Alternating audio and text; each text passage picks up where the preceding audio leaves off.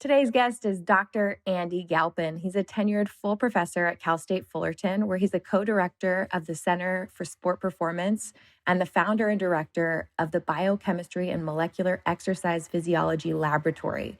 He is a human performance scientist with a PhD in human bioenergetics and over 100 peer-reviewed publications and presentations. Dr. Galpin has worked with elite athletes from young Olympic gold medalists to major winners, world titleists, you name it, UFC, MLB, NBA, NFL. And he's also the co-founder in Absolute Rest, Biomolecular Athlete, and Rapid Health and Performance. It's a pleasure to welcome Dr. Andy Galpin to the show. In this episode, we are going to break down his most tried and true tips for a busy mom or a busy professional. I know you can get into biohacking on the Huberman Labs podcast with Dr. Andy Galpin with hours and hours of research. But the reality is not all of us have that much time. So let's jump in with Dr. Andy Galpin and get his tips and tricks for his busy wife and a mom of 2 kids. All right, Dr. Andy Galpin. I've waited for this interview for a little while. I've been so excited about it. I know you've done multiple series with my friend Andrew Huberman, who was the first guest on my podcast, and a dear friend. We're not going to get that nerdy here. We're going to give people the good stuff: food, nutrition, optimizing their performance and conditioning. You know, I talked to you a little bit about my audience, a lot of busy moms, working professionals who want to get the biggest bang for their buck. And they want to know from you what nutrition and supplements are going to be the best for them. So thank you for being here and sharing your time. Yeah, you bet. Let's do it.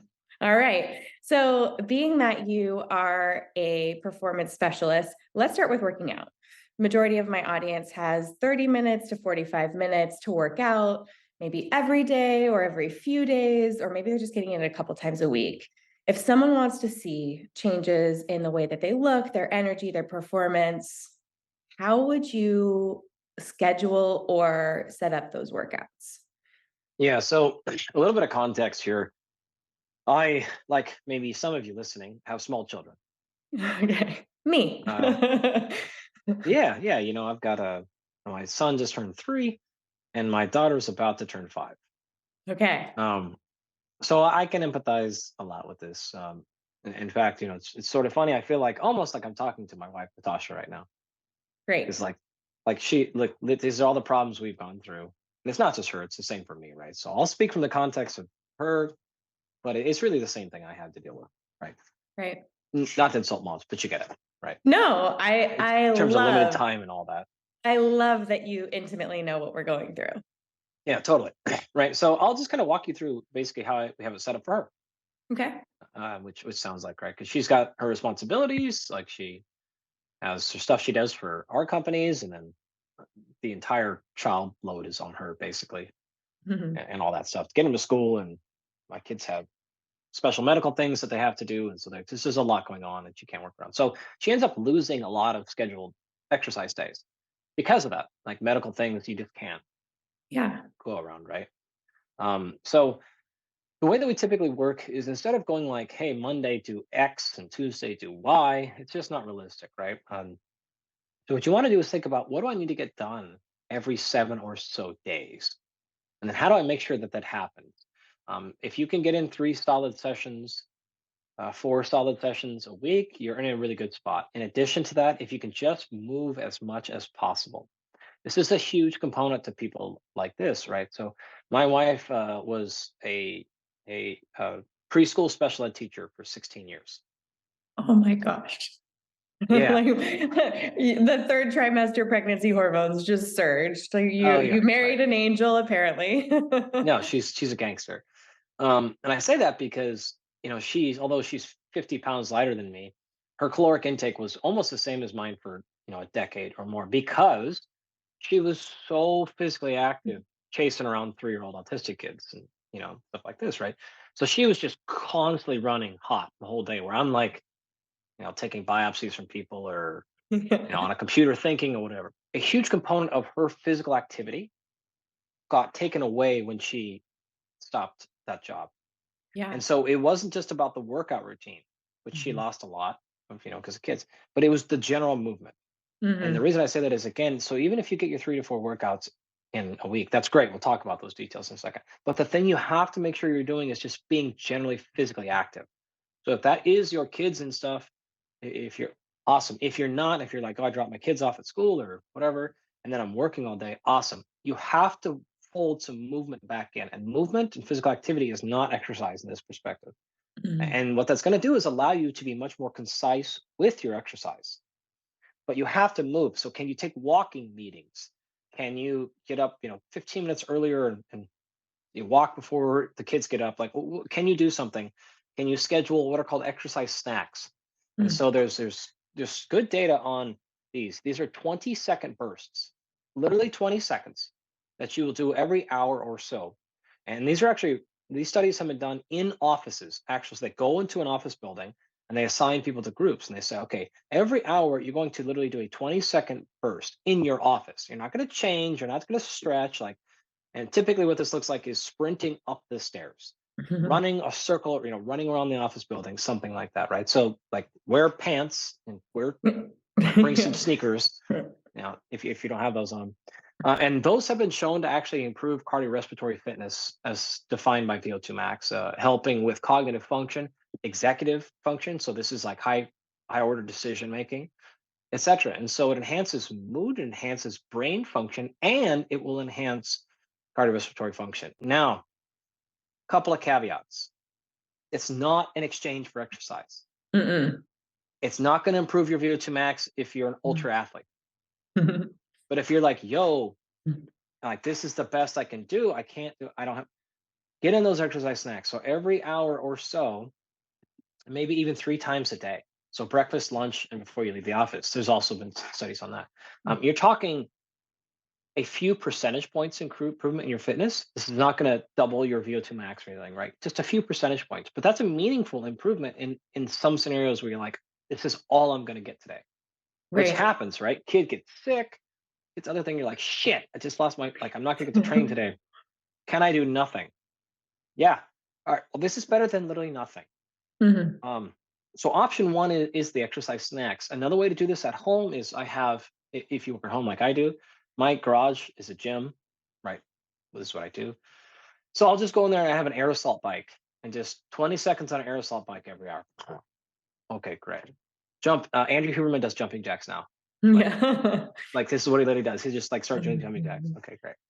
So there's a ton of things you can do to just move. So all those go in the bucket of physical movement stuff. So if you can do the exercise snack thing, if you can, walk more, if you can take walking meetings, if you can stand up occasionally, up and down, like just try to be more active throughout the day. That'll check off a big chunk. Then when it comes to your exercise, if you do just have a concentrated 35 minutes 3 times a week, you're going to be okay. It's going to be hard though if your only physical activity throughout the week, the only thing you do is 30 minutes twice a week.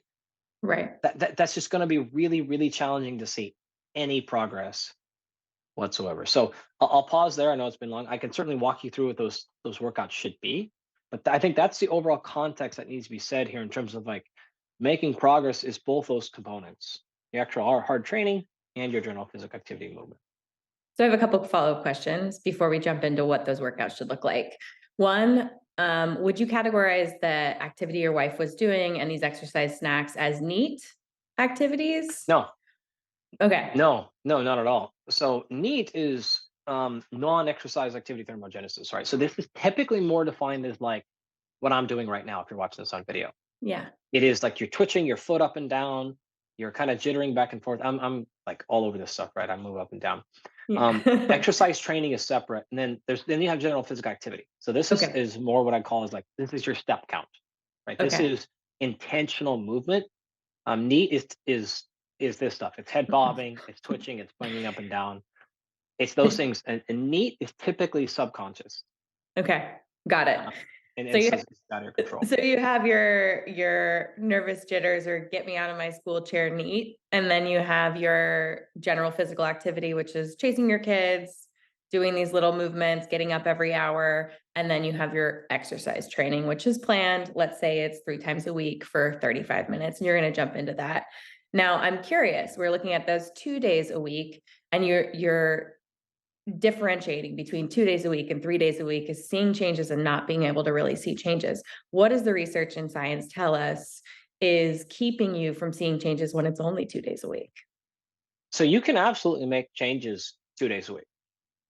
Depends on what you're after. Yeah, So, for example, strength. You could totally get stronger training twice a week, no right. question. Could you lose fat? Well, it's almost irrelevant because that's mostly going to be coming from a nutrition perspective, Mhm, right? But it's harder because that just comes down to work, and you have to put in the steps, right? And mhm. if you're limiting that to 2 days a week, like there's only so much work you can get accomplished. Could you improve muscle growth? Yeah, Harder. harder, but could be done if you're untrained. So it kind of depends on the context you're going after. In general, the more opportunities you give yourself, the more adaptation you can Right. get there. So um, two could work. But 3 is the Eh, sweeter spot. 3 to 4 Okay. is a much better spot for sure. Depending on how you mix them up. So let's maximize that time. What do those workouts look like? You're helping your wife stay fit. She's like, "Babe, what do I do?" Yeah. Okay. So a handful of things. Again, you can chop this up a lot of different ways. You want to just think about the concepts. What are you trying to get done? This is a classic example of what we say is the methods are many, but the concepts are few.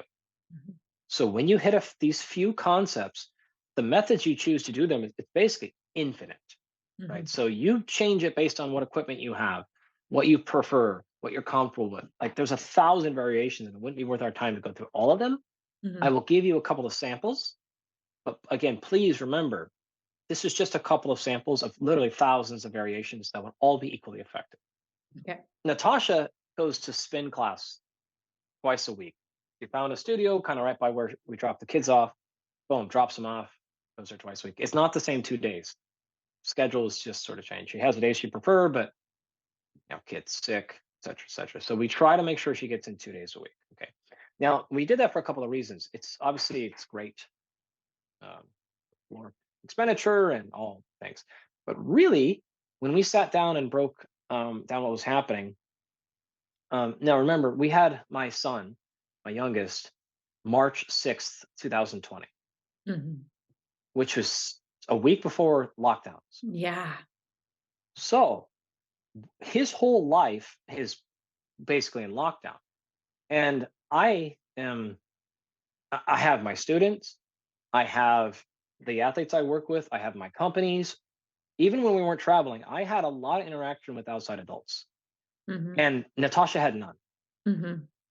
There's no preschool going on really, especially like they weren't doing Zoom classes for, again, 4-year-old Down syndrome kids. Like it just wasn't like it's not Right. appropriate for that. Like 10-year-olds, 12-year-olds, okay, great. But so she basically had no job and Mhm. she was just raising kids. And that took a toll on her after many years. And so one of the things I identified is like, hey, you need to get out of the house and you need interaction with other humans, even if you're not like doing stuff, but just being in a different space. Because we were like, why don't we get a Peloton, put in the garage or whatever?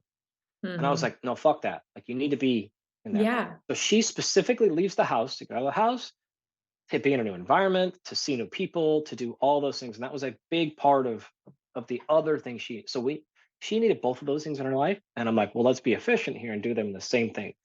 So let's intentionally, like we almost bought her a gym membership, even though I have a full gym, Yeah. again, just to like have that interaction. So she does Peloton or does the spin class 2 days a week for that. Other 2 days a week, she lifts weights.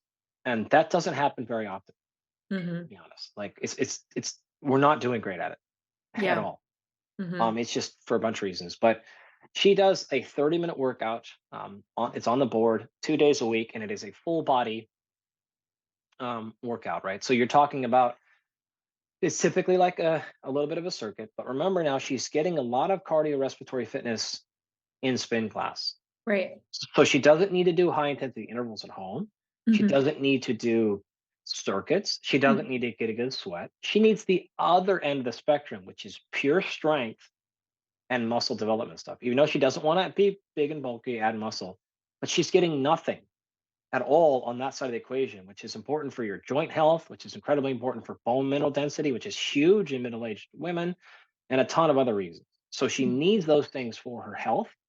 not to bulk up, right? Mhm.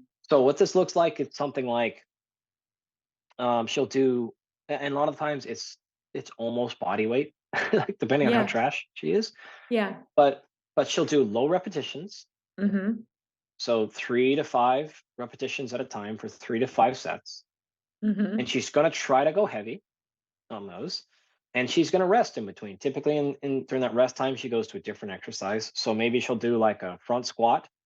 You kind of hold dumbbells, kettlebells in front, like in front of your chest, like you're holding your child, like whatever. Mhm. Squat up and down. While she's resting for that, she'll go over and do, like a bent row or something like that. Do a few rounds of that, then switch over and do maybe like a deadlift and pair that with an overhead press or a bench press, like something like that, right? And we're going to do so if you kind of pair two exercises that are different muscle groups, um, that pair called a superset, probably do 4 of those supersets in general. So you're getting 8 total exercises in throughout the day. And Mhm. like she doesn't do a huge warm up. She kind of just like Starts. rolls into it for the most part. Like she'll do 2 or 3 rounds of like everything, warm up, and then kind of get going. And then she does that, and what we try to do is progressively overload her. Like, all right, last time you did 25 pounds. Let's go for 30. Let's go for 2 more reps per set, 1 more rep per set, whatever sort of thing. But we don't need to push the pace for her on cardio. We don't need to push the pace on circuits, on high reps and things like that. Again, because she's getting some stimulus like that in her spin class. Um, she could use more, but just relative to like, if we're limited in time, which we are, Yeah. we need the other end of the spectrum more, then we need more circuit training. So that's pretty much the setup she has. And in general, like it's okay. Now that our son is like 3 and he's getting a little bit easier in terms of not killing everything that Mhm. he comes in contact with, Mhm. like she's pushing the pace now on like getting more committed, making sure the 4 days a week happen, making sure she gets her lifts in and stuff. But the first 3 years like was very hit or miss. So um Yeah. yeah, I that's kind of mean, the big picture. I can empathize with just having children in general and then having special needs on top of that. Like, my best friend actually, her son has Downs, and just like watching her go through it and just all the time and Yeah. all of the appointments and everything that you have on top of what most people are stressed out about, just getting their kids to school and feeding them and getting them on a sleep schedule. Um, I'm so impressed with her to even get the time, It, and really honestly, like, good on you for getting her into the spin studio and just having the energy. She doesn't need to be best friends with these girls or women or men totally. that are in the class, but just that surge of endorphins, those just like the happiness, that the biokines, like whatever it is that like she's getting from Yeah. that community and that music and that energy, is just, especially like unplugged, not on her phone. I think, for me, I have a Peloton and it's great, but being an entrepreneur, being the breadwinner and like the business owner of the family, like I'll get on the Peloton, but then I'm like, oh, even like Oh I'm God, like, no. what am I doing? Like I'm not even No. working out. It's absolutely horrible. So like Yeah, I know the feeling of needing to like just remove myself to have that moment. totally. Yeah, and just to be super clear, our kids don't have special needs. Oh, They have okay. they have some medical like special needs, but like traditional cognitively they're totally fine. They're So great. Okay. yeah, yeah, Sorry. it's just I misread your comment then. Her and I are in the same boat and here we yeah. are. But And nonetheless, I so feel like if you have a boy, you have special needs automatically. yeah. Well, they just need to be, yeah, I don't know. I think like the 8 hours of sitting at a desk is maybe not good for any of our kids. Man, my Um, daughter did not set us up for my son at all. yeah. My daughter just wants to like read things and talk and like interact and like she's like a little adult. Yeah. And my son is just like it's just smash, kill, break, and it's just like Yeah. all he wants to do. We have a play couch for a reason. We have a play couch. It's just We like have a you can play jump everything. jump on this one, move the cushions. Here's your fort. The other pieces of furniture are not for baseball bats. Yeah. Yeah, I'm in trouble. Pray for me. 3 boys. Okay. So let's let's talk a little bit more about just the workout in general so that our audience can dial it in. If you were to say there was no emotional attachment to a spin class and someone was like, look, like, I just want to get the biggest bang for my buck, would you prioritize your strength training workouts or would you prioritize your cardio workouts? Or would you do some kind of a mix where they are doing circuit or hit? If that's a situation, I would. Okay, I'll back. If you're literally not going to do one, I'd rather you do one of those than nothing. Yeah. Always the win. Yeah. Always, right? Um, Secondly, there's just simply no way to eliminate one of those from the picture Mm, and get anywhere close to healthy. right. It's just there's just no chance. And so what I would say is if it comes down to that, if you can combine them, now you can do a more formal traditional circuit training thing, and that's great. But circuit training, it's still basically cardio. Right. It really still is. So if you are untrained, if it's like, yo, been hey, it's been 3 years since I've lifted weights. If it's I train once a week. Okay, you know what? Circuit training could be like fine. But if you're more than that, you really should think about more specific and true like formal strength training and then maybe do some conditioning at the end of the workout. And so if you went into your session and you did 20 minutes of again lower repetitions, higher weight, Mhm, higher effort, mhm, more rest, you mhm, only do a few sets. So maybe this is 3 exercises and you're gonna do 3 sets of 4 repetitions or something like that. mhm. Get good and warmed up, and you're going to do a deadlift. You're going to do, bent row, and you're going to do bench press. Great, awesome. You got to go heavy. It's heavy train. Okay, great. And then you can go into and do a whole bunch of intervals. Awesome. Go and hop on the air assault bike and do 30 seconds as hard as you possibly can. 30 seconds of rest, and do that 6 times. Great. Fine, fine. You would be in a great set. If you want to do a kettlebell thing, if you want to finish your lift with a lifting circuit. So you're going to put up 4 or 5 exercises together and do 20 repetitions, 30 repetitions each, and do as many of those as you can in 5 minutes. Great. That's totally fine too. Um, like all that would be gone, but just don't only do those and skip the lifting. Just like I'd say, and this is traditionally more of an issue with men. It's like don't do all your lifting and then be like, I didn't have time for my cardio, which is just like your way of just like not doing any Yeah. conditioning whatsoever. So Yeah. you don't want to make either one of those mistakes. Right. I love it. No, and you know what's so refreshing always when I have professionals like you on the podcast is that it's it's not I don't wanna say it's not rocket science, but it's like your deadlifts, your your squats, your Yeah. rows, like, it's all the traditional movements that you could compound together into some kind of superset, and it's always leaning towards heavier weights, and, especially when you get into the social media sphere, you'll see these wild moves that look like acrobatics with a 2-pound weight, and I'm like, "What are we what are we Yeah. doing here? How much time do we have?" And it's like, most of my clients just want to see results, and they're going to see results when they lift heavy and get consistent and change their nutrition. So I mean, it's just awesome to have you on the podcast to validate that and just Yeah. remind people that lifting heavy isn't going to make them bulky and huge, and that they're actually going to see some benefit. Yeah, you could also make this a little bit easier on yourself. We mentioned deadlifts and squats and stuff like that. If you're not comfortable with those, you're not comfortable going heavy with those. Um, if you don't know what you're doing on squatting or deadlifting, it's maybe best to not do that really, really heavy. That said, this is why machines rock.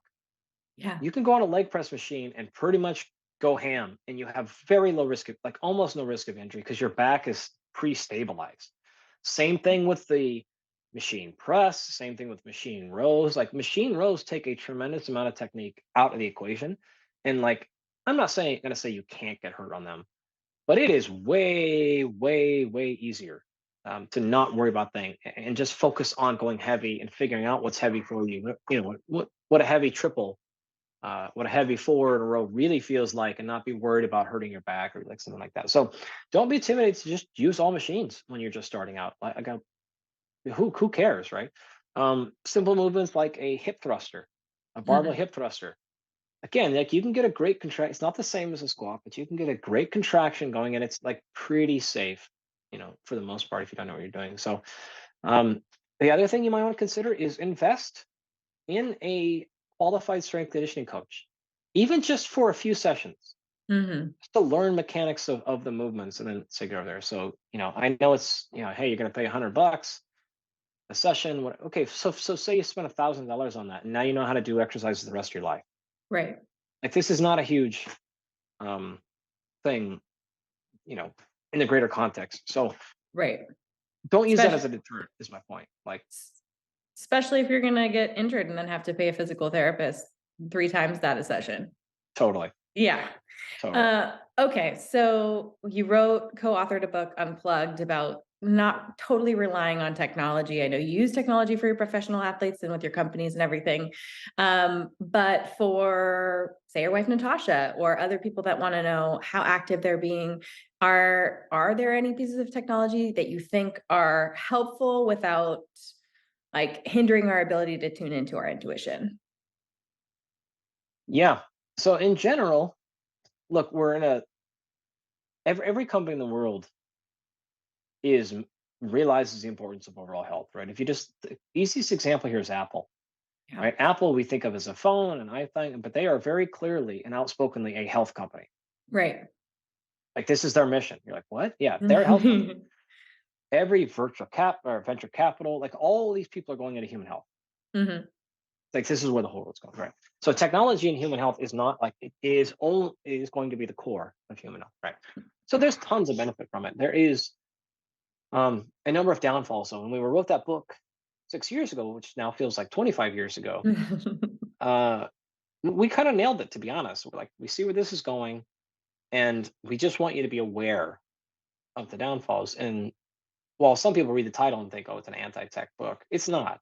It is simply a here are the downsides, and let's be aware of them, and then use these things to your advantage. And I could give you a whole host of these, but just as some tangible examples. Um, take something like a step tracker or an activity tracker. Doesn't matter. Pick your company. Doesn't matter, right? Yeah. Um, the clinical trials have shown, obviously, the more physically active you are, this is generally a good thing for all markers of health. However, there's a large number of people in all those clinical trials who get worse in the clinical trials. Now, some of that is a function of just like random human variation, but a Mhm. large part of what was happening there is those things can be demotivating in the Mm. sense that you think you're supposed to get 10,000 steps a day. And so you get a tracker because you want to be more active. And you look down today and you got 2,000. And then tomorrow you get 1,800. And the next day it's 2,300. And then you go, you're like, okay, I got to, and you like, you move the most you've ever moved. And you take 20 minutes 3 times a day and you go for a walk and like you lose an hour of work and you look down at your step tracker and you're at 4,000. Yeah. You're just like, I'm not even halfway there yet. Yeah. There's the carrot is so far away. It's like the hell with it. You know what? This stuff is too much. It took so much of my time, blah, blah, blah, blah, blah. And then you actually make worse habits. So the Mhm. pendulum swings back and you're like, to hell with it. I'm just going to go back to eating how I ate. I'm just going to die early. It is what it is. Like I'm enjoying my life. And like you see the logic train, right? Like, oh, just quality of years over quantity. Who cares? I'm going to live my life and be happy. Worst choices. Right. So one of the things we just wanted to acknowledge is that and saying, yo, these things are incredibly motivating for many people and helpful for many, many, many people. They're Mhm. also the opposite for not as many people, but some amount of people. I don't know what that number is, but it is some amount of people that is important to acknowledge these things can actually be because they're too far away. So when we look at things like the step counter and 10,000 steps, that's just a random arbitrary number. Mhm. It's not really, but like there's like very specific scientific rationale for it. But the point is, for you, it's basically arbitrary. Right. What you should focus on is like, oh, okay, I've been thought I was pretty physically active. I thought I was doing okay, but I was pretty uncalibrated to what 10,000 steps move. Now what I'm seeing is I'm getting closer to 2,000 steps a day. Mhm. Who cares? Don't judge. Don't punish yourself. You just have a baseline now. Mhm. Now try to get to 3,000. Now try to, whatever. Progress is what matters. Don't worry about the thing telling you how much you suck every day. That's Right. not the thing to worry about. The thing to worry about is like, one, technology is good for being objective. It doesn't care about your excuses. Mhm. it's going to tell you the number, like regard, it doesn't Mm. care. You Yeah. can't trick it and justify it like you can a coach or like other things, right? It's like you didn't move, you didn't move. Yeah, it's 5% accurate. Who cares? You're at 1,000 steps. You should be at 10,000. You're nowhere in the close to moving enough. Like Right. that's generally what's going to happen. So in terms of just very big, what we call calibration, it's helpful. Same thing for awareness, right? So again, I thought I was pretty active. Now I'm more aware. I'm not nearly as active as I thought I was, right? Or I am. I thought I wasn't moving at all, and I needed to train all this stuff, and I need to do all this stuff, but I'm getting 15,000 steps a day. Okay, I'm only doing okay there. Actually, I don't need to worry about that. That anxiety I can let go of because I'm moving like a lot or whatever. So awareness and calibration is really good. High precision decision making is where it struggles. Hmm. So don't use that to decide about your workout today. Don't open up your app and it tells you, hey, take a back off day today. Don't do those things. It Yeah. doesn't it does not know you. It's not intended for that. Although they all say that, do not use that. So the way that we phrase this is don't outsource your physiology to that technology, That right? makes perfect sense. Use it to learn more about your body, but don't use it to make critical decisions um, for a bunch of reasons, especially the average person here.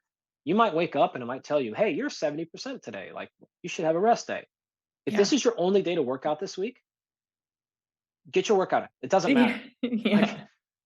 because you're going to take 7 rest days after this. Like, it just doesn't matter. So, and there's a bunch of other examples, but that's one key one. No, it makes perfect sense. I've seen, I mean, I will say the one thing that I do find really motivating, the only tech that I use a lot or have on all the time is the Aura Ring. And I just, mom of toddler kids and really trying to get better at sleep. And it has absolutely motivated me to go to bed earlier because I like to see the score go up. And I like to hack that and figure out how to stay in the 90s because Don't do that. I see a such a benefit when I feel good. So I'm like, okay, a Okay, little stop. So let me stop you earlier. right there. You did one thing great right there, and you did one thing awful. Okay, don't hack This anything. this is exactly what I'm talking about. Fuck the score. Who Yeah. cares, right? It's a whole big algorithm based on a bunch of stuff that is not actually physiologically true. Now, I love the Aura Ring. I Yeah. have 2 of them that I wear every day. We have a great relationship with Aura. They're great. Yeah. They would say no different here. Like, where people get into huge problems with tech is exactly that. They're just hacking scores. Yeah. That's the short game. That's the absolute wrong thing you want to do here. Because Right. eventually you're going to stop caring about that. And now what happened? And you know what else happens? They're going to change their algorithm. And your score Right. half tomorrow. Or it's going to go up. Or they're changing something back and didn't let you know. And all of a sudden you're just like I'm telling you, it is like you can tell I'm getting fired up. This is the like I know. absolutely death sentence of technology. Don't hack the score. I can tell you, here's a bunch of examples why. One of the things that we know is Aura is fantastic at a number of metrics, and it is awful. That's not true. It is not nearly as good as some at sleep staging. So Okay. people go in and they internally try to hack, say, more deep sleep, or they try to hack their REM and they start playing around with different protocols and supplements to get those things. Your brain is much smarter though. So what happens is every night your brain will actually auto calculate the exact amount of each phase it needs, and then it will do that to you. And you're going around that and hijacking it with the protocol you're doing, right? You're directly going against what your brain wants. This is not a good thing, right? And you're doing this to get an arbitrary score that's made on a bunch of algorithms that are made on a Right. bunch of assumptions, not based on you or your physiology or actual sleep physiology. And we know this because we run full clinical grade sleep studies on people in their actual bedroom, in their actual home, right? So we know your actual sleep architecture. We could have a ton of advanced brain scanning technologies that we use in all of our people, right? And then you're going to make that decision based on a $300 ring. This is not a good strategy, right? Yeah. And I can tell you this with our company, Absolute Rest, we've dealt with this so many times of really, we'll just say, rich people or biohackers, and they just end up feeling awful. And then it comes back, and the root cause is something stupid like this. They're trying to hack a score, right? Yeah. I can tell you the same thing about biological age, by the way. I can tell you the quickest ways if you guys are ever interested in like chronological age versus biological age. I can Yeah. tell you the fastest way to increase or decrease your biological age is the worst thing for your health. Just lose muscle.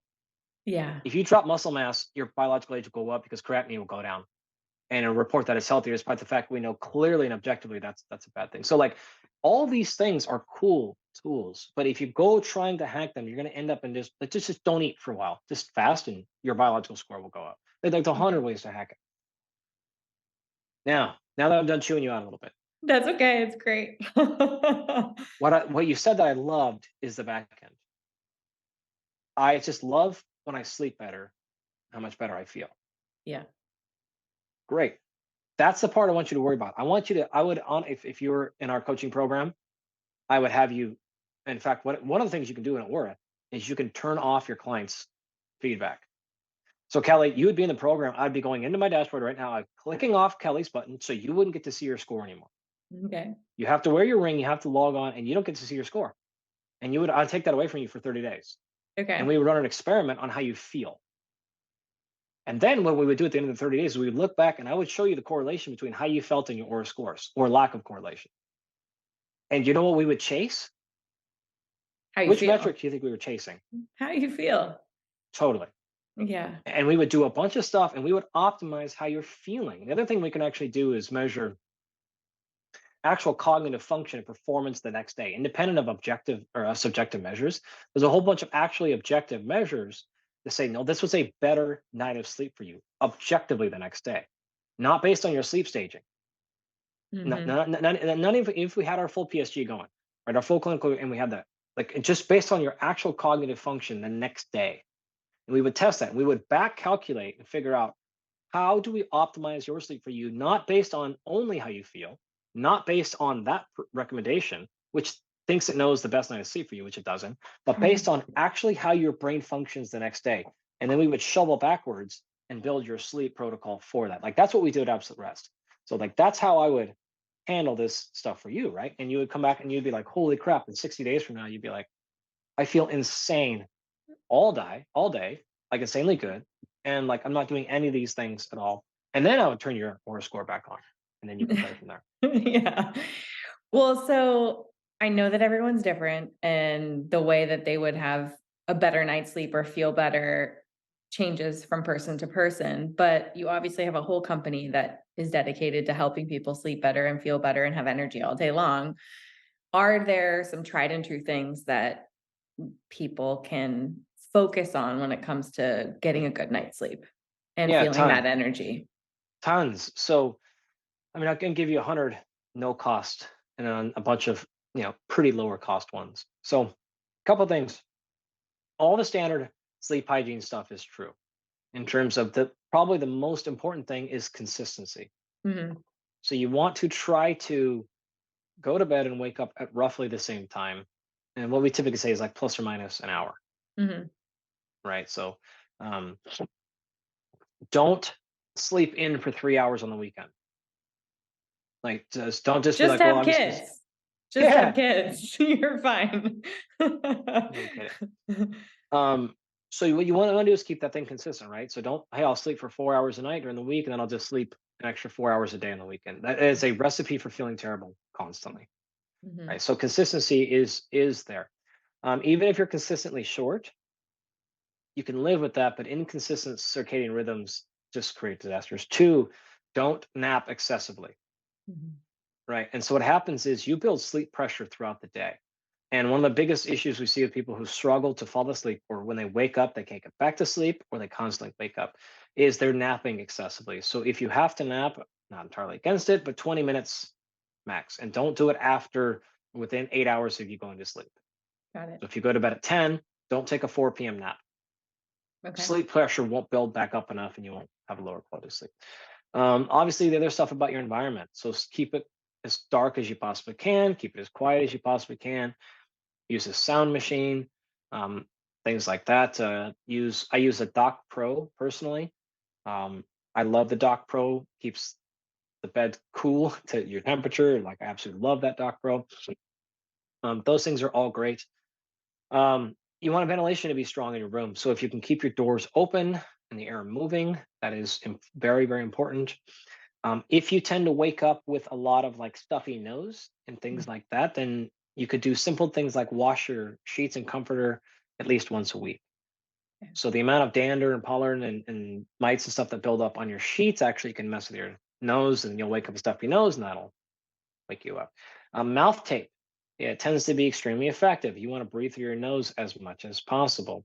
Um, those are a ton of them. Obviously, not having caffeine, excessively in the afternoon. Alcohol is a destroyer to sleep. THC tends to be a destroyer, although it helps some people get to sleep faster. It tends to wreck sleep quality. Um, all of those things are a bunch of habits and what we call hygiene. So your sleep environment. Having a nightly routine is incredibly important, right? So, um, not doing last one I'll say is not doing a bunch of aggravating work within an hour or so before sleep as another one. And then lastly, cherish your sleep environment. So the way that we say it is there are two things and two things only that happen in the bed, and they both start with S Yeah. and nothing else, right? You guys can infer those two Yep. ones there. So, You have a smart um, audience. They know the 2 words. I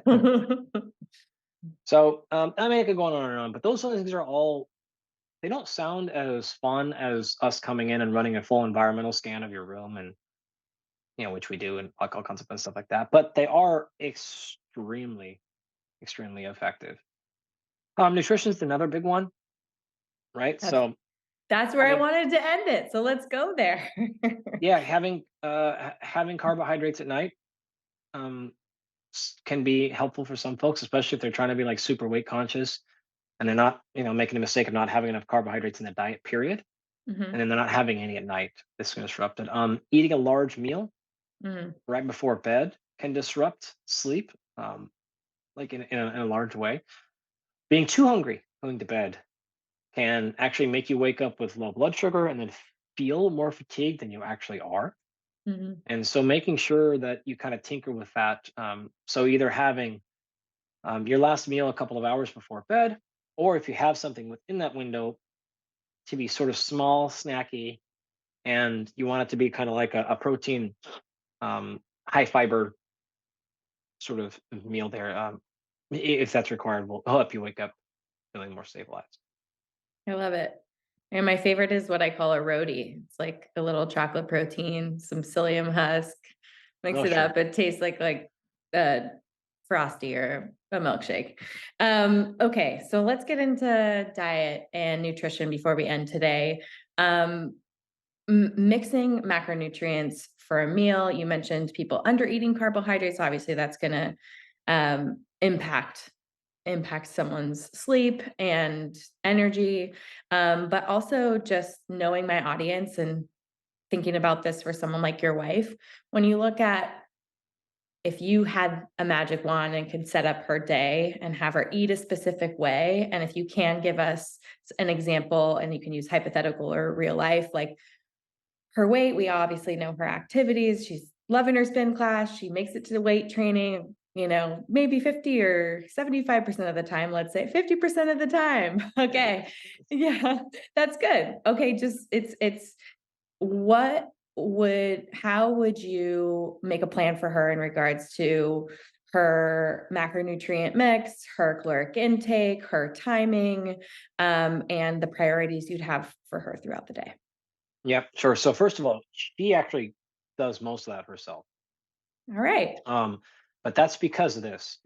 She spent many, many, many. She grew up in LA, right? Mhm, Basically, LA. I mhm. grew up in the country in Washington State. Okay. Um, so you have a female growing up in LA, and you have a male growing up in the country. So our perspectives on what matter differ quite a bit, right? So for many, many, many years, she was in the like, I have to be 119 pounds, Mhm. this whole sort of thing, right? Yep. She's 5'5". And it was like, yo, or you could be like 124 and Mhm. happy. Yeah. And it was just like, she's just like, I was like, I don't care. I don't care about, Yeah. Mhm. and so All the husbands are nodding their head while they're listening in the car. it's Yeah. just like, Yeah. just so you could starve yourself and be four, or you could eat like a human and be 5 pounds heavier. Now she's Yeah. probably 130, 132, 133 ish. I like floats around there. Yeah. Uh, like fairly lean. Yeah. Um, so what? That preamble is important. The reason I say that is because she spent many, many, many, many, many years following all the diets, reading all the things, reading the magazines, weighing all of her foods. So she can tell you right now how many grams of carbs are in a pita Yeah. bread. Like she can tell you exactly what a half a cup looks like. She knows what a serving like she knows those numbers like actually probably better than I do at this point Mm-hmm. because of so many years of tracking. Right. So because of that, we freestyle for the most part. And I'll Mm-hmm. tell you exactly what we go after. If you've never done that, you can't run a system like I'm saying Mm-hmm. because you're going to be way miscalibrated. Right. You're not going to know what a normal serving size of cheese is. You're not going to know when I say 50 grams of carbs. Mm-hmm. So I actually think it's really, really, really healthy and important to go through a phase of your life where you weigh and measure everything because you need to get some idea Mm-hmm. of the numbers you're looking at. The numbers I'm going to tell you are not going to matter if you don't know what those things actually look like. Mm-hmm. So even if you're not going, and I know it's not realistic to weigh and measure your stuff the rest of your life, and you shouldn't, but this Mm-hmm. is what I call being a cooker, a baker, a chef, Yeah. right? A chef gets to break the rules, doesn't follow a recipe book, but that's Mm-hmm. because they spent 6 years, as a sous chef and in culinary school and all those, like learning all the rules, and now they can break them. If Mm-hmm. you've never done that, you can't run like a chef. It's like you walking in to try to run a chef, and you're like, I've cooked food before, I can do this. Right. Right. You might get lucky, but you're probably gonna make crappy food. Right. So here's what that looks like. Protein is a centerpiece, right? So we're both aiming at the roughly a gram per pound of body weight. We eat mostly wild game. I harvest most of it myself. We also work with a company called Maui Nui Venison, and it's fantastic. Conflict of interest. I'm also an investor in that company now, but it's amazing, right? So if it's not something I brought in or it's from there, we're going to eat that stuff. So it tends to be extremely lean. Right. Not that it's like that much better for you having fattier food, but just because that accounts for our fat intake. So we Mm-hmm. don't, because we're not getting it there, we can afford to have it in other places. If you're eating more fattier cuts, ribeyes, and things like that, pulled porks, then you probably need to reduce your fat intake somewhere. Mm-hmm. So our protein, elk, etc., tends to be extraordinarily lean and very high in protein. We don't weigh and measure these things anymore. I don't know if I'm exactly a gram per pound per day. I don't particularly care. She is close enough to eyeball. I am 50 pounds heavier than her, roughly. So I need about 50 grams more. So my serving sizes just go up 20% over her, right? So I just get it. She makes her amount of meat and makes 20% bigger for me, like close enough, right? Right. Um, we typically eat in the mornings, eggs and egg whites. If we can saute some vegetables, zucchini and things like that, bell peppers, mushrooms, spinach, we tend to do that. Doesn't happen as often.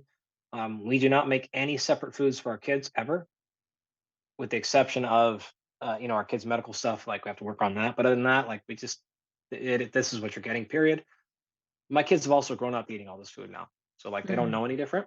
So Mm-hmm. we eat that, and we typically have she'll have some sort of starch. So she'll have half of an English muffin or toast or like, maybe some potatoes in the skillet kind of thing, something like that. And then typically berries, right? So again, she'll just portion herself down smaller. I'll get my kids eat the same.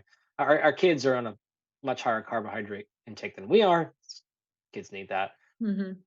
Obviously, they're kids. So we're not going to like put them on a diet. You know what I mean? Right. They're eating whole foods and they're eating like you're eating, so you're not getting the sneaky sugars and Yeah. junk, And they get acellular processed foods that are just like not even making them feel satisfied or totally, and satiated. Yeah. because they get plenty of that crap. There's somebody has a birthday every day at school, I I know. swear, there's like 500 So birthdays frustrating. constantly. Like somehow, like, how'd you get a Capri Sun? Like, Yeah. okay, like Yeah, I know.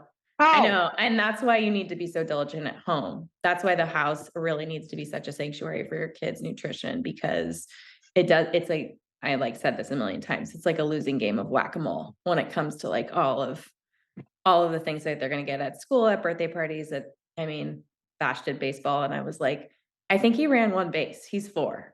Like, what is this snack bag? It's like Cheetos, gummies, a fruit juice, and a cutie. And I'm like, okay, I'm like that horrible mom that shows up. I'm like, "Here's your beef stick. Yeah, yeah, yeah, totally. Here's this hint water." I don't know, you know? It Yeah, looks there's like a there's a juice box. It's there's a not. fine line there. Like when it's our turn, I we know. do the same thing. And then when they get their snack bags at soccer and stuff right now, it's like I wait for them to not look, and Natasha will try to like grab half of the chips out of there. But we Yeah. still give them some junk food, of course. You just Yeah. but You whatever. don't. So she'll do that, and then typically I will eat again about 3 hours later or so. Another, say like Greek yogurt and berries and maybe some nuts or something like that. Um, Sometimes she will or won't, most likely not though. I'm also Maui Nui makes these incredible, and I have my own much like steak sausage and pepperonis and salamis and stuff. So something like that, and maybe like a charcuterie, almost like charcuterie, like meat and cheese, or maybe just the meat, Yeah. and then maybe another fruit is coming in there. Our lunches are pretty much the same. So again, there's going to be a big vegetable component to it.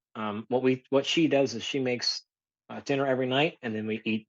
She just doubles it. We eat the rest For lunch. for lunch. Yeah. So our Great. dinners and lunches are like pretty similar in that regard. So it is like one a big chunk of typically meat or some other protein source. Half the plate is vegetable, if you want to Mhm. like factor it that way. So whether it's any number of things, broccoli or a salad or you know whatever, and then a quarter of the plate is typically starch, Mhm. quinoa or sweet potatoes or rice or any number of things, right? Regular potatoes, like who cares? Tons of other stuff. So that's kind of how we portion out the plate. So we don't worry about like counting the things. But if you just kind of set your plate up that way, so half the plate is cruciferous vegetables or lettuce or something like that. A quarter of it is a starch, and then another quarter of it is protein. And then we don't typically go out of our way to add fat because she uses that in the cooking process a lot. So she'll make an oil for the dressing, or she'll Mhm. have some sort of sauce, or she'll do like a butter thing on top of the meat, or like some other flavor enhancer. Cause like she's a Mhm. really talented cook. So she's gonna make like the food's gonna be or there's gonna be cheese in the salad, or cheese on the Mhm. broccoli, or like something like that. And so fats tend to work themselves in when you're making food taste better. Mhm. And then of course all these things are salted. And then typically I will have something um, in between lunch and dinner as well, kind of depending on what I do training wise. But that's typically again the form of like some sort of whey protein or like some combination of things like that as like a pre mid post training sort of thing. So that's pretty much what our stuff looks like for the most part during the week.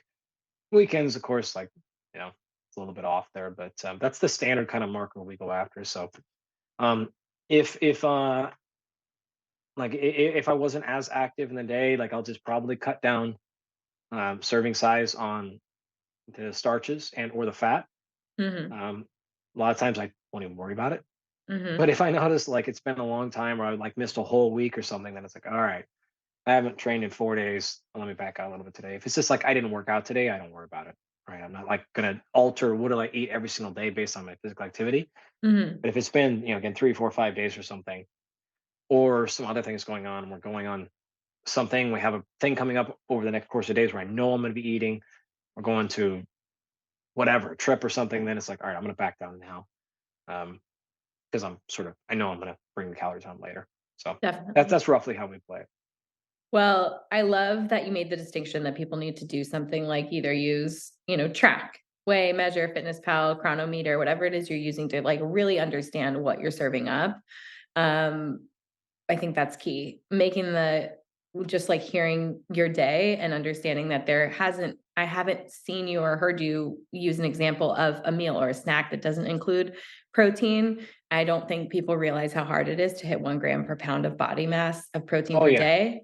Like yeah, that is the number one thing when I sit down with clients and I get their, I just run me through your day. I'm like, well, you're at like a third or a quarter or half of the protein intake I'd like you to be at. You are late night eating, you have afternoon cravings, you're low in energy, like you can't hit your body composition goals. And it like kind of always goes back to that. Um, Yeah. and then I also see, just the you are prioritizing veggies too throughout, at least a couple of your meals, that fiber, and allowing for starch. It doesn't ever seem like it's on its own. So really Yep. stabilizing the blood sugar, and that prioritizing of whole foods. Just it's just sound science. Like workout, strain your muscle, like build some lean muscle mass, eat some whole foods, get the protein that your Yeah. body requires, and you'll be good. Yep. I think there's some important things to say on top of that. Number one, you don't have to get to a gram per pound of body weight. Yeah. It's totally fine. If you're a little bit lower, especially like don't worry about it every single day. Right. What you want to think about is like general trends. You're Right. mostly getting there across the week and things like that. Even if you're short, because that can be really, really hard. It's not Yeah. a big deal. It's totally fine. A gram is great. Zero point 0.8 is fine. Like Right. you'll be close enough. So don't kill yourself over that. Another thing is we should not be afraid of carbohydrates Mhm. at all. Um, so don't feel like, oh, I didn't train today, I can't eat carbs. That's a big mistake. Mhm. Even if we're talking about starch, right? Even if fruits and vegetables, like vegetables, are basically a free pass. Right. Um, Fruits are a huge free pass as well. Like there's a ton of data on that. Like fruits are not to be feared at all. But even starches, plain white rice, plain potatoes. These are all absolutely fine, even on days you don't work out. They're absolutely fine. Mhm. You should have them in your diet. Like the number one way to get the fastest way to get energy is carbohydrate. Some people are like, "Oh, low energy." Look, like, well, you don't eat. Like, Mhm. you're not like this is great. Um, you mentioned another thing, which is trying to have a somewhat decent macronutrient balance in each feeding Mhm. is also important. So as long as you have some protein source in most of your feedings, it's pretty rare um, that I'll have not if I'm eating something that I won't have a protein source.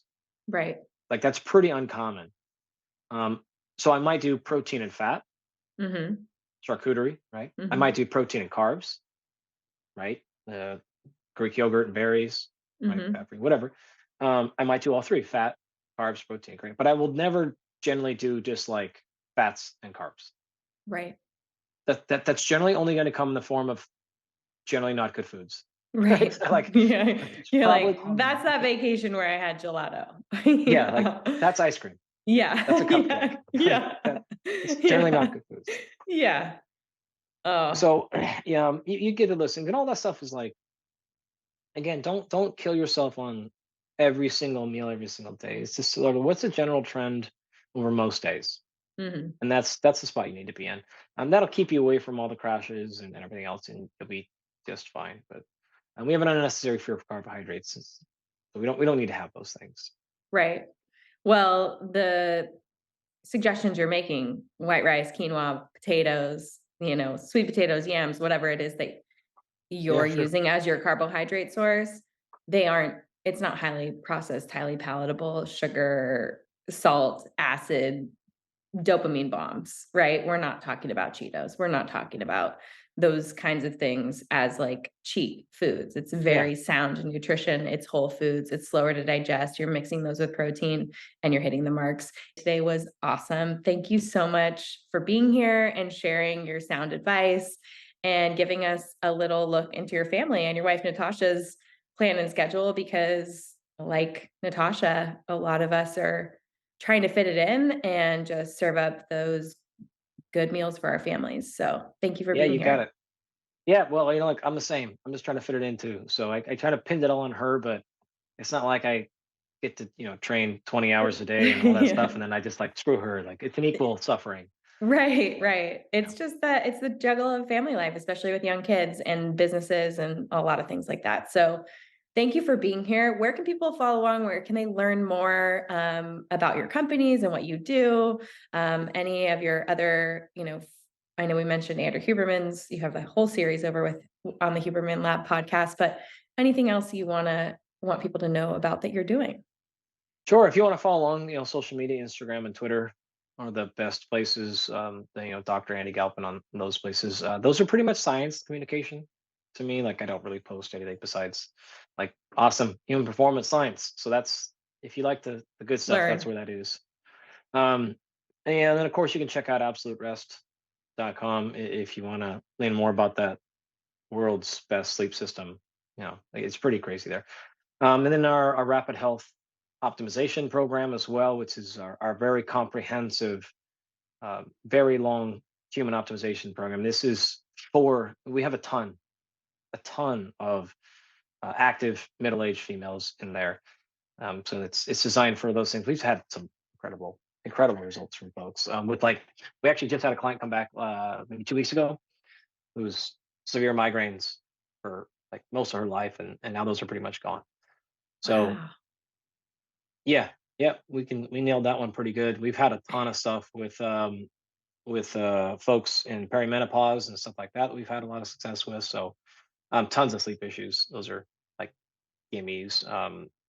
Energy, that's a gimme. Like with the tons of those things we can there. That program is not for the faint of heart. That is not for the faint of pocket. Yeah. Um, that is a thing. But if you want to like be like, yo, I want the full comprehensive everything. This is full 500 plus biomarkers.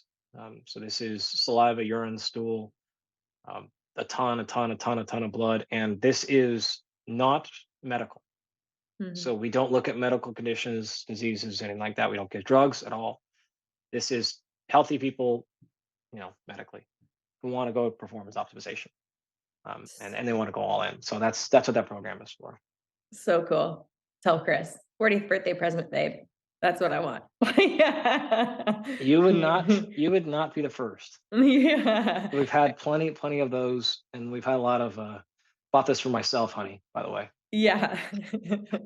You got yourself a car. I got myself human optimization and that's a good way to think about it. Yeah, yeah. it's the price of a car for sure. There you go. Well, I will put links to all of it in the show notes. Thank you so much for your time. I really appreciate it. And for anyone listening, go follow Dr. Andy Galpin online and educate yourself, empower yourself, and change your life.